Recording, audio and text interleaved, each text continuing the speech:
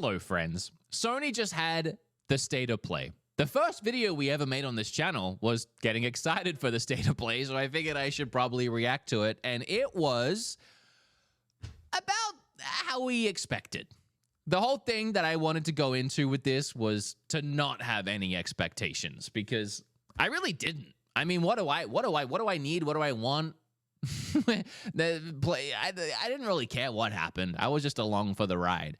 I streamed it live, and the reactions in my chat were pretty much, this was like a mid to good event, and I think it was the one last thing that really turned everybody around from this being maybe average to being, okay, we'll give it a huge pass, because we did get Ghost of Tsushima 2, which, yeah, that is actually really hype. Ghost of Tsushima is easily, out of nowhere, become a lot of people's favorite PlayStation first-party IP game. We've only ever had one in this series, and it's instantly become pretty beloved, which is really cool to see. Also, Ghost of Tsushima, the first one, it was at the beginning and the cusp of there being way too many samurai games, and I do feel like there is way too many samurai games, but this one managed to get in on the ground floor before even I got super burnt out on them. So we have, I guess, some pretty recent nostalgia for this, if that's what you want to call it. Anyway, before we get to that, let's start at the start at this State of Play. I'm just going to skim through it and talk about all the stuff I really liked. So Astrobot just released. I've already finished it. I really enjoyed it. Out of the 300 bots you could collect, I got like 260 of them, and I think I'm pretty much good. I don't need to... Well, I didn't need to dive back in until, speaking of dive, Helldivers, they're adding a ton of free DLC in, and to start, 10 new bots, including bots from Helldivers, which is really cool to see an indie game represented in this. That has to be such a cool feeling for the devs that made Helldivers, because all these Astrobots, the themed ones, are all based on like really popular first-party PlayStation IPs throughout the years. So to be a relatively newer IP and an indie IP and get that kind of love and treatment has to be really cool to see. On top of that, they're adding in these new challenge levels, these speedrun levels. I hope they are actually speedrun timed. I don't know if they are or not. If you've played the game, you'll know there are some hidden areas in every world you can visit, and they are the hardest levels in the game. They're like these challenge worlds, and some of them are pretty brutal. And this looks like 10 more of those. There's even Stellar Blade bots added in, which is very cute. Another recent PlayStation game. I was playing that last night. I'm still trying to work through that, and glad that I haven't finished it yet. Oh, this is really cool. Her going through all the cans. You collect cans in that game, because there's also DLC for that game coming, but we'll get to that. This, again, is free DLC, which is so cool to see. I mean, Astrobot to this point has always been a free pack-in game in general. So, you know, finally having to pay for one I was fine with, but then to get free DLC for it just seems super fitting. I love the developers behind this game. I love their mentality towards making games, and this was a really cool way to start, and I appreciate Astrobot a lot. Then we got a game that you can either play in VR or not if you have a PlayStation VR 2. It's very Tim Burton, created by the people that made Lost in Random.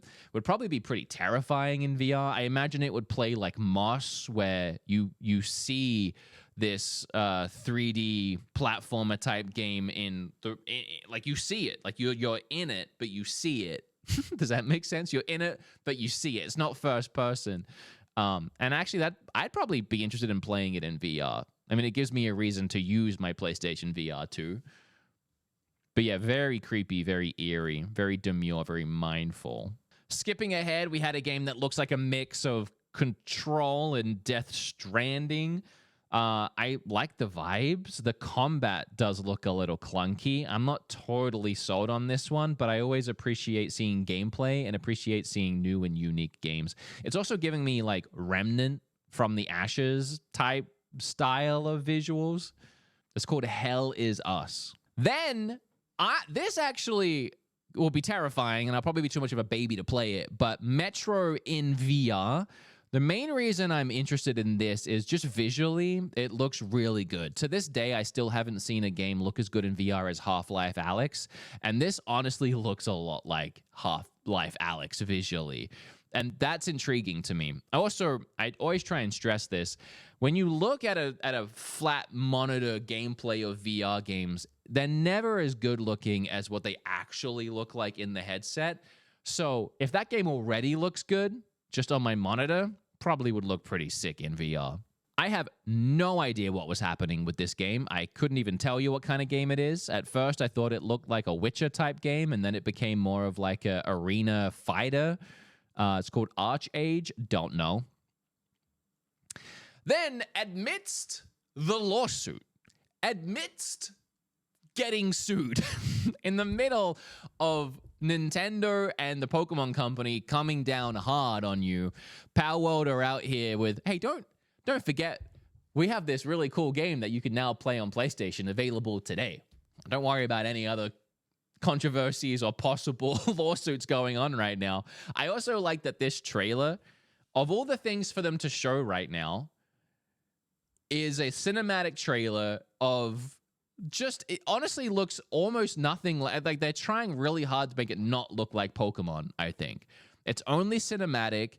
They're not showing gameplay, which I find interesting because the game's been out for a while. At this point, you don't have to show cinematics. They can show gameplay, but they're currently being sued by Nintendo for patents involving the gameplay. So I actually think this is strategic that they don't want to show gameplay right now. And they're just like, we'll put the cinematic trailer up. Everybody knows what the game looks like already. They've seen it. But I will say I did catch, and I use the word catch ironically and coincidentally, there's a little clip right there of her using a Pokeball or a Pow Sphere to summon a Pokemon. And that is theorized to be exactly what they're being sued for. I talked about this on my podcast, and I got some things a little bit wrong. I thought they might have been getting sued for the way the POWs look, but it seems like they're more directly being sued for a patent. And the only thing that a lot of people can assume would be a gameplay mechanic patent that Nintendo would sue for is the fact that you catch Pokemon with essentially Pokeballs, or POWs, sorry, and you also summon them the same way, and it looks all the same. Like, they have taken Nintendo's gameplay mechanic, and it's right here on display in this trailer too. I mean, even though I have a theory they're not showing gameplay because they're being sued, they still are showing the very thing that we are all speculating they're getting sued for.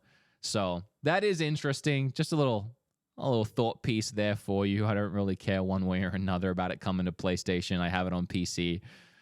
We have some games getting remastered, like Luna. It's always great to see these getting love, even though I have zero interest in playing them. Some DLC for Shredder's Revenge. They're adding a remixed original soundtrack in, and they actually said somewhere in here, for free, for no extra cost, remixed in-game soundtrack, which, I mean, that's sick. I also find it very weird that they had to specify no extra cost. For the remixed soundtrack, I mean, yeah, good. What, you gonna charge for a remixed sound? I just think that'd be wild. For an extra $9.99, we've remixed the soundtrack. Who's gonna buy that? Like, yeah, it's free. Of course it's free. I don't know. Maybe I'm insane for that one.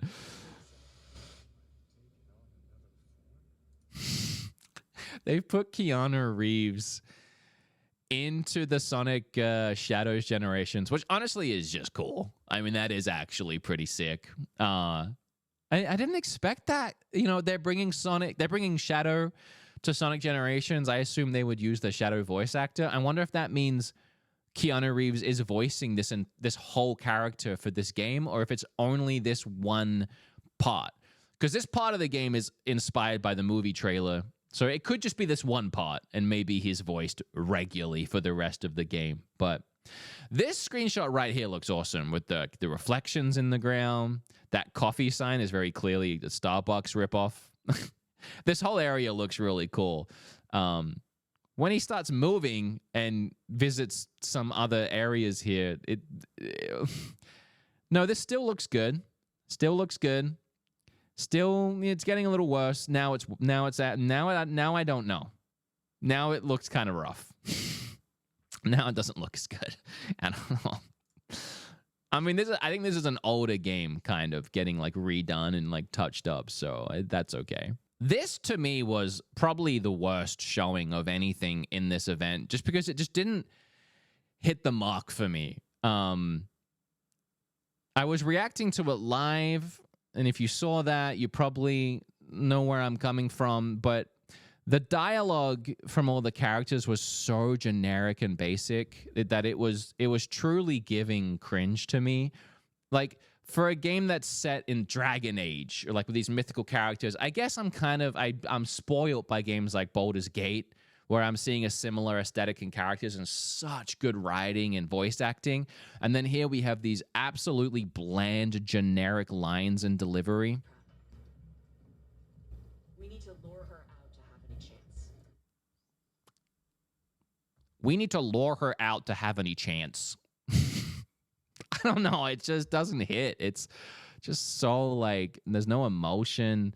And then visually, it just looks a bit muddy. Like, all of the visuals, it doesn't look clean and crisp. It almost looks like Fortnite-y. Like, there's something about it. This whole part of luring out the dragon was a cutscene. So I'm not sure what exactly is playable here in this trailer. I know once the dragon is out, they do a combat fight with it.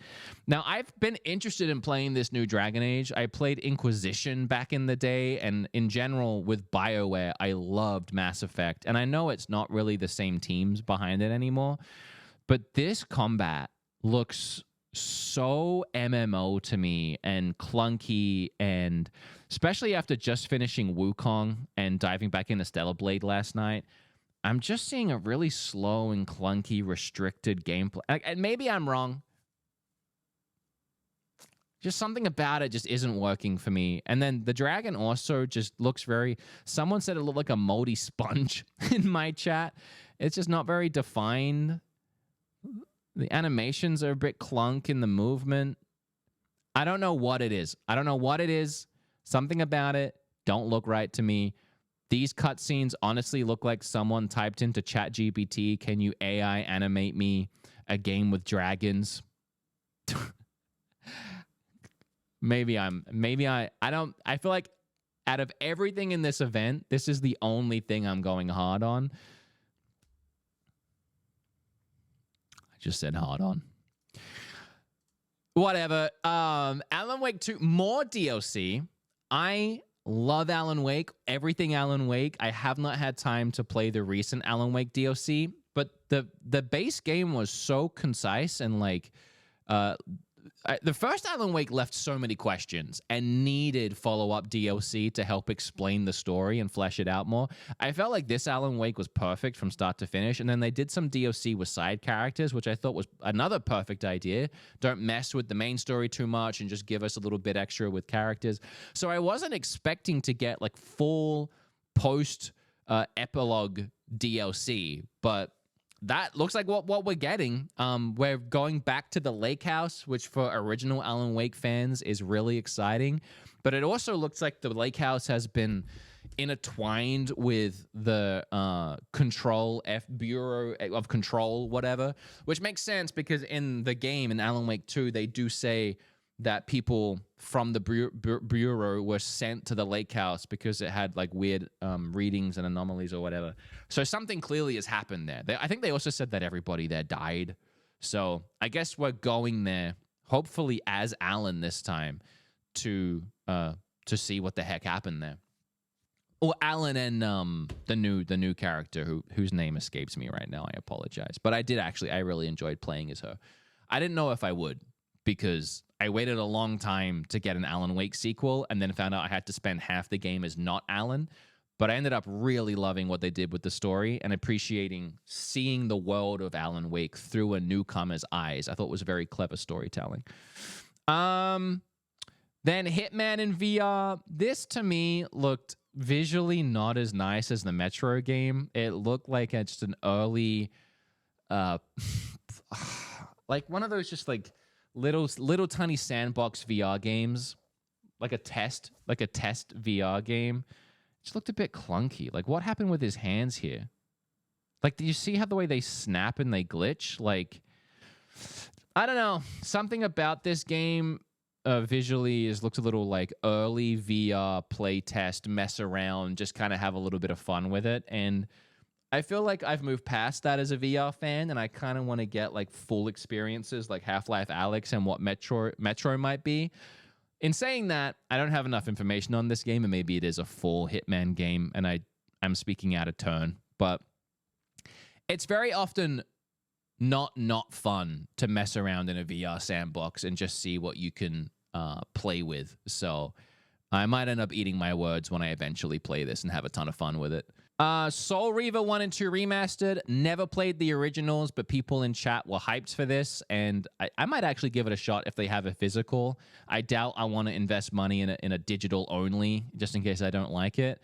For some reason, if I buy a physical game and then I don't end up really liking it, hey, at least I have something. I can put it in the shelf as a collector. It's a weird mindset to have, I know, but I'm less likely to take a risk on something digital if I haven't played it before or I don't know if I'm going to like it. Then we have a cool looking, like old PlayStation 1 horror type game with some good audio. Interested in that. This here is actually my highlight of the whole thing. I'm not even kidding. I think even more than Ghost of Tsushima. I could be off base for this, but it's like Animal Crossing, but like high definition and Breath of the Wild-y. You can climb all over everything. You can build and like plant farm and crops and go swimming in the ocean, subnautical style. There's some really cute looking character art. And when I say cute, I don't mean this giant chode that is quite literally a short penis. But the other thing was really cute looking, and all these creatures in the ocean are really cool and majestic. That thing's awesome. Not that thing. I like the character, the face art on that character. It's a nice, unique face style. And yeah, you can invite your friends to your island. You can play with your friends. So something about this is hitting for me. I've never seen this before. I don't even remember what it's called. Towers of Aghasba. That's the one I have my eye on. Coming to PlayStation 5 early access. Honestly, I'm down for a PlayStation 5 Animal Crossing. I feel like, as silly as it is, a lot of these companies like Xbox, Xbox, PlayStation, they really should be looking at creating their version of Nintendo's greatest hits. I don't see why not. Do that. Do an Animal Crossing, but in high definition. Do a Zelda, but in high definition. I've said this for a long time, and I said this in the video I made that you guys haven't seen yet for this channel, but Fable could have been Xbox's Zelda. Like, we could have had something as huge, grand, fun as a Zelda game, but in high definition graphics. Xbox could have been giving that to us for years. There's nothing wrong with being inspired by something and doing your own version of it. And if this could end up being an Animal Crossing for PlayStation, it doesn't look quite as like you can do anything you want and you have villages and all of that stuff. But you know what I mean. Anyway, moving on. Fortnite, who cares? Really, I'm an adult. Not a huge fan of. No offense if you play Fortnite, sorry, but I'm not buying. Even if you're a Fortnite adult player, are you buying the controller? Do you care about split screen and Lego Fortnite? No, exactly. Didn't think so. Yeah, this. I don't know. I said this when I was live, but I prefer the offshoot skinned version of these games, like the Zelda one and the Persona one. I've never played like the base one before, but I'm sure it's fun. Very excited for new Monster Hunter. I've talked about this already, but Monster Hunter Rise turned me into a fan, awoken my fandom in Monster Hunter. So now I'm looking forward to playing this for sure. We already knew about this, though, so it wasn't like a big reveal for the event or anything. Then, of course, we had more of a look at Lego Horizon. Then, no Days Gone remaster announced, which makes me think it's not happening, even though the leak seemed legit. I don't know. I feel like this is the place to have talked about it. Instead, they showed Horizon remastered. Now, the whole time I was watching this, I have to admit, it looks incredible. The new Horizon looked beautiful, and putting the old Horizon in that art style, in that same engine or whatever it is, fantastic. Of course, it looks incredible. At the same time, my whole thought the whole time was why? The game's not that old. You can just play it on PlayStation 5 anyway. Who cares? But then they said you can upgrade to the new version if you have the old version for just $9.99. And honestly, at that point, okay. At that point, okay, right? I mean, at that point, sick. Because if you already have the game and you've already played it, and you're like, ugh, why are they doing a remaster? Who cares? I've already played that. And then you hear, well, it's only $10 and it looks way better. So if I want to play through it again for $10 extra, it will look awesome. Okay. And if you've never played it before and you've never bought it before, and this is your first time buying it, you can buy a better version of it. So I know it's crazy because in my head, I'm like, why would you remaster something that's that old? Or not that old, but at the same time, if you're going to offer it at that price, it makes sense whether you've played it or not. So I guess I'm okay with it. I guess I'm down with it. I mean, end of the day, what do I care? I didn't make it. I didn't invest a ton of time into it. I don't care if it does well or not. I don't know why we care about these things. Why do we care? Why do we all get upset when they remaster something that's only 5 years old, like it matters to us? Who cares? Play it, don't play it. Buy it, don't buy it. Even if it was full price for everybody. I'm getting too old, and we've done this dance too many times with too many things. It's just some of this stuff just doesn't matter as much as we pretend it does sometimes. And sometimes I get upset because I think I'm supposed to. Everybody else gets upset about a remaster of a 5-year-old game, and I'm like, yeah, I'm mad. And then I realize I'm not really. I honestly couldn't give a crap. But also $10 is a great price and makes it worth it. Oh, here we go. Stellar Blades adding photo mode. I honestly really like this game. Like, I remember liking it while I was playing it when it came out. Then I took a big break because I was playing everything else. I went back to it after I beat Wukong because I wanted more of a hit of a hard, like, hack and slash style, like, Souls game. And I'm really enjoying it again. I actually forgot how much fun it actually is. And even just, like, collecting all the stuff to buy outfits. So now that I can like pose and like take photos, I don't know, kind of cool, kind of cute, kind of glad I didn't finish the game yet so I can actually make use of some of this stuff, assuming the update comes out pretty soon. And the biggest news is they've done a collab with Nier Automata to add 2B into the game. And it also looks like you might visit a 2B Nier Automata type world, which, can I say, how silly and cool it is that this game was already compared to Nier Automata. Even though the games themselves have nothing in common from a gameplay element, you are playing as a hot android lady who's followed by a little robot guy who helps you attack and find things. That's literally Nier Automata. So you can just reskin not only Eve, but Adam's robot too. And then you have Nier Automata. It actually is like really cool, really sick, really awesome. That said, I have a really cute outfit on Eve right now, and I don't want to lose it, so I'm mixed on this. Then 3 new color controllers and PlayStation shells. I don't really care for the green and the blue, and something about this weird shine is giving PlayStation 3 era to me. I don't know why. It feels like retro almost. But I do kind of like the pearl. I kind of like the pearl. The only thing is it's so close to, I'm just looking at my PlayStation, my already white PlayStation, that I don't really need to get it pearled. But I do like the pearl. That said, I am going to try and get the PlayStation Pro Anniversary Edition that they only made 12,000 of. I'm going to try. I'm probably not going to get it. That's the one I want. And now is also a good time to say that I am a huge hypocrite because looking at all these games in this event coming out soon and thinking to myself, if I had a PlayStation Pro, how much better would all these games look and play and run and actually be 60 FPS? And I was getting a little excited, especially for like Monster Hunter Wilds. I was thinking like, ooh, PlayStation Pro, Monster Hunter Wild, high fidelity, 60 FPS, maybe. I'm a hypocrite. I know I'm a hypocrite, but it will be good. It will be good. Speaking of, they gave us another look at the PlayStation Pro. We've all seen it. And then the one last thing, the final thing, is not actually Ghost of Tsushima. It's a whole new character, a whole new part of Japan, and it's just the next game. They're just making a next game, which I actually think is a really good idea. I'm actually glad they did this because, again, Ghost of Tsushima is a relatively new IP, and it did have a lot of love. But you're almost inherently always going to get less people buying into a sequel.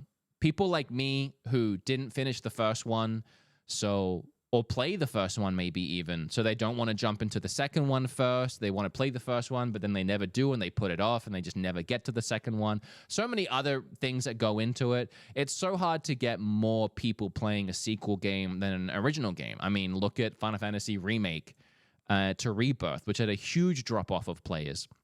And again, that was a PlayStation situation. So the concept of just doing another game, a bigger and better game, but moving on from the original story and doing a new character and calling it something new, this time it's Ghost of Yotei or something, it gives everybody a new starting point, a new jumping on point, whether you played the first one or not. And I actually think that's a really good idea. And I never finished Ghost of Tsushima 1. I'm going to go back and finish it before this regardless.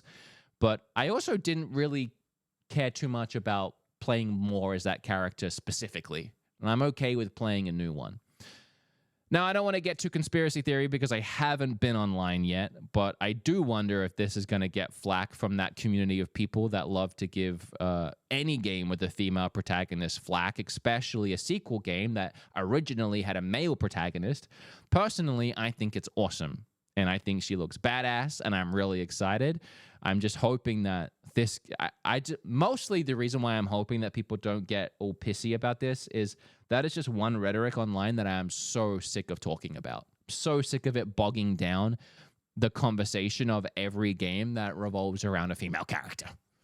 Like, it's 2024. It's time that we move on. I'm okay, I already have so much time in the world, and that's not what I want to read every time I open Twitter. I just want to be excited for things. Can we just be excited for things? Ghost of Yotei. Yotei.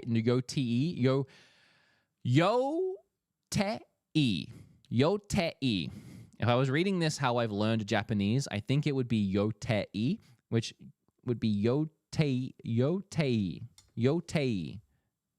Probably. Could be wrong. You can let me know down below. That was the event. I mean, honestly, for a state of play, I had plenty of stuff to talk about for 30 minutes as I skimmed through with you guys.